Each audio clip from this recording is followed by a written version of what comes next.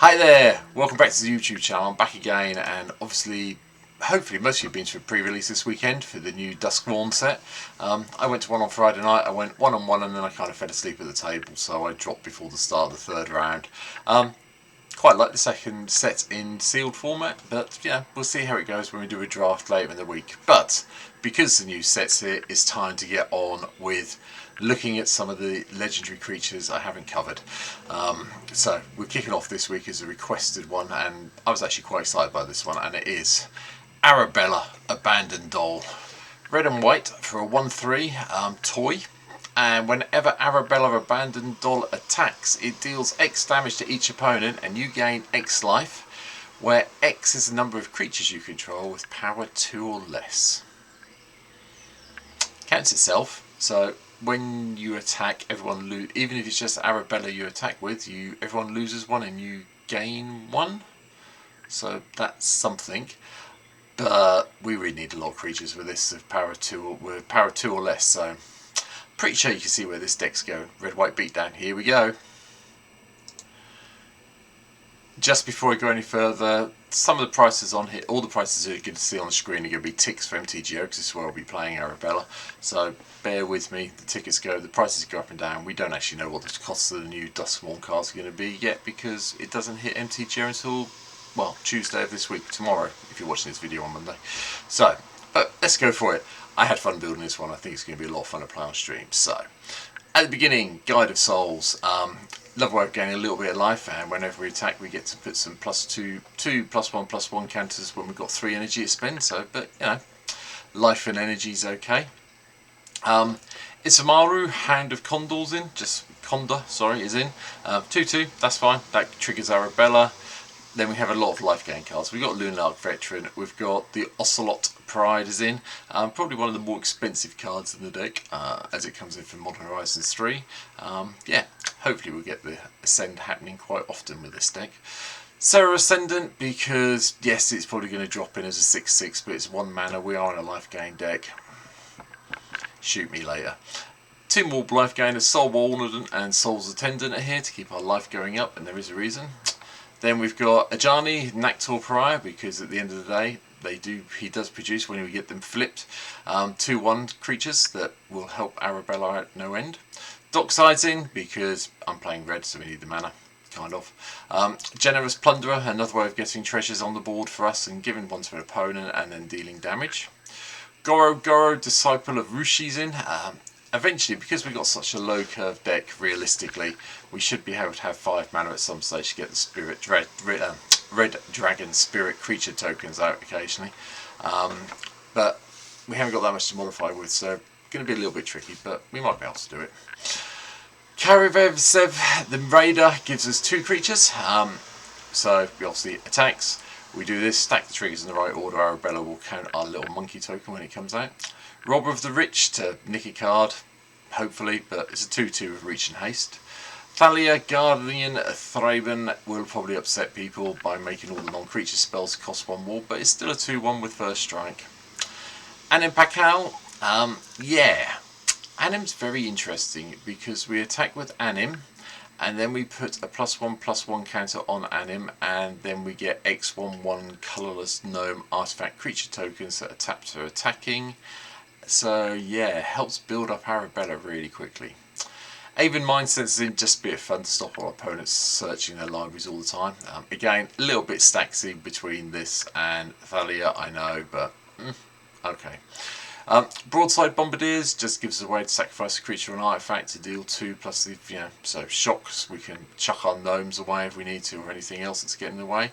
Just do a little bit of shock value. Captain Lannery Storm gives us a treasure token whenever he attacks, and then when we sack treasures they get bigger, so we can sack the treasures if we need to in combat. Goblin Rabble-Rouser gives us an extra 1/1 every turn, and then okay, it makes all our goblins attack, which we'd be doing anyway with Arabella. This is a red-white beatdown deck to all intents and purposes, so makes sense.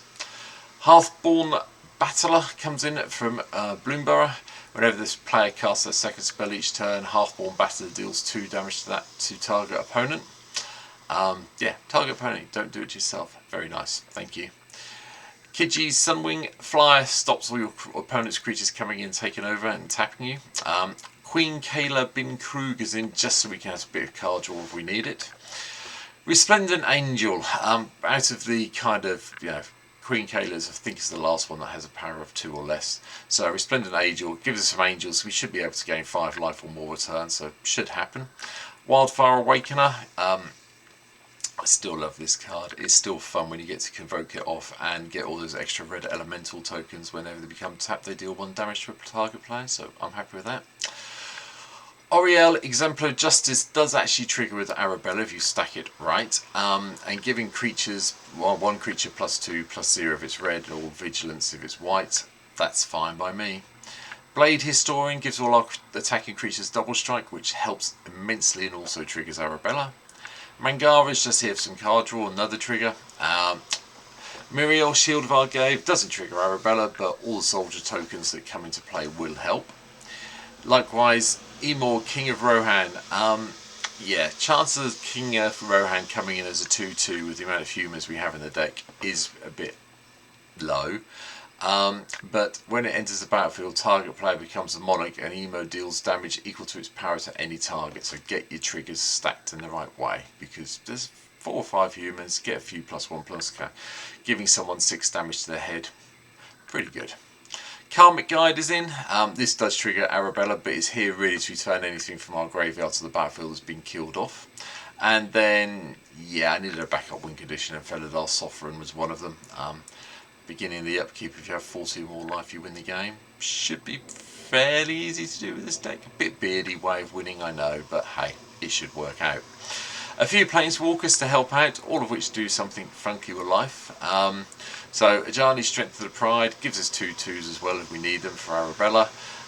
Archangel Elspeth gives us a 1/1 soldier token with lifelink, and then we can make it into an angel if we need to. And then if we can get up to the -6, it does protect us a little bit. Return all non-land permanent cards with mana value 3 or less from your graveyard to the battlefield. So the -6 on the Archangel is quite useful, believe it or not. Well, believe it, it is. Ajani the Wise Counsellor is probably a rare one that you haven't seen much of, but +2 to gain 1 life for each creature we control, and then -9 per X 1/1 counters on target creature where X is your life total. Yeah, you can make something very big, very dangerous. I have done this once, where I managed to put a stupid amount of counters on Anim, and then attack for a stupid amount, and I crashed MTGO because the amount of tokens that were produced by our lovely little things, the goblins came, the gnomes came into play. So beware. In paper, not so much of an issue. MTGO, be careful. Finally, Elspeth Tyrell, load of 1/1 soldier tokens that help us with Arabella, or we can gain some life if we need to. A few minor, and I do mean minor targets. We've got Path to Exile to get rid of something that's annoying us. Grand Crescendo gives all our creatures indestructible, which can be very helpful if we keep 2 white mana up. And the X, if we get a whole load of 1/1 whites, green and white citizen creature tokens with Arabella, is very helpful. Had to play Lightning Helix, being red-white, why wouldn't I? Server Expedition for a couple of 1/1s, Jessica's Will to do the whole extra mana and card draw, and then Fumigate as the 1 mass removal spell in the deck because of the life gain. And you're probably wondering why I'm pushing the life gain thing. You're about to see why. Artifact wise, Elixir of Immortality, because I like playing this in every deck I play, if I can. Sol Ring, Arcane Signet, Boris Signet for a bit of ramp along with 1 of each of the medallions. Carrot Cake gives us a 1/1 and a scry and a bit of life gain if we need it. Field Tested Frying Pan is just hilariously funny. Attack, then create a 1/1 halfling, play it and get a 1/1 halfling creature token attached to Field Tested Frying Pan to it, and then equip creature gets, whenever you gain life, this creature gets +X/+X until the end of turn, where X is the amount of life you gain. Stack it right, attack with Arabella, you have 1 really big threat, and then Arabella as well. Pristine Talisman for a bit more life gain and mana ramp. Tinker's Tote, because I quite like the idea of having 2 1/1s come into play off this for 3 mana and then having the ability to gain some more life. And then the second backup win condition, Aetherflux Reservoir. You should, with this deck, be able to get up to the city life total quite quickly and then just zapping people for 50. shouldn't be that difficult with this deck, hence why it's here. Well of Lost Dreams helps that out as well, because whenever we gain life we pay X, where X is the less than or equal to the amount of life to draw some cards, so triggering Etherflux even more. And then Alhamaramat's Archive, doubling up our life gain as we get there. A little bit of card draw may help as well if you get both of them in play and you trigger it right, but the doubling the life gain is just static, so yeah, good for us. Enchantment wise, Authority of Consuls is in, just to help us gain a bit more life. Griffinary, because we want some Griffins. These the 2/2 Griffins will help with Arabella as well, so yeah, not a bad little thing you have in play. Fever and Rising of the Day give everything haste, so we can just attack the turn we get everything in play. Rising of the Day is a little bit vague, because the legendary creatures do get +1/+0, so that helps. Angelic Chorus, just enough way of gaining us some life as our creatures come into play under our control, so we get toughness gain. Assemble the Legion just gives us, if it's left unmolested, a whole load of 1/1s eventually, which is lovely. Boon Reflection doubles up our life gain again, a bit like Aramat's Archive does as well, but enchantment version. City on Fire, I decided to have a bit of fun. I kind of figured with all the tokens we're producing via various cards, we'd be able to convoke us into play and do the extra damage. And then one other card from the wonderful Duskmourn set, Dollmaker's Shop. I was really hoping this was going to go the other way around, but pay it for the white and the 1. So whenever you attack one or more non-toy creatures, attack a player, you get a 1/1 artifact creature token. So 3 creatures going at each of your opponents in Commander gives you 3 1/1s. And if you stack everything properly, Arabella will then trigger once they've resolved and come into play. So yeah, it helps. The Porcelain Gallery is quite funny if you can do it as well. Unlock the door by paying 4 and double white. Creatures you control have base power and toughness, each equal to the number of creatures you control. At that stage, Arabella is irrelevant. However, you will have a really big board of creatures in play, and yeah, if you can't beat through everything, you've probably got a problem. Lands wide, just red and white lands all the way through. 9 mountains, 9 plains. The cost of the deck in paper is a little bit high because Plateau is in here. You can take it out and just replace it with another plains.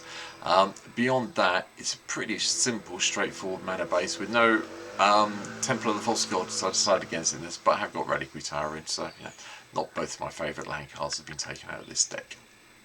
And that is it. That's my take on Arabella to start the week off. Just so you know, the next couple of weeks is going to be a lot of Duskmourn decks coming out. All of this week is Duskmourn. There are a couple of requests I've had for older cards, so I have got 1 Jumpstart cards I'm thinking about in the background. I'll try and sneak in at some stage. But for now, I hope you've enjoyed Arabella. Please, down below, hit the subscribe button if you can. Leave me a comment, let me know if there's anything I've missed out. Come and follow me on Twitch. You'll see me play this deck on Thursday night this week, because whatever happens, picking up an uncommon legend is not going to be expensive on MTGO, so I should be able to get Arabella and be playing this Thursday night on my stream. So for now, hope you enjoyed it. Anything you think I should have missed or I should add, let me know. And yeah, I'll see you tomorrow for tomorrow's video, which, yeah, I had to go and look at rooms, didn't I? And there's only 1 commander for that, but you'll see tomorrow. See you later. Bye.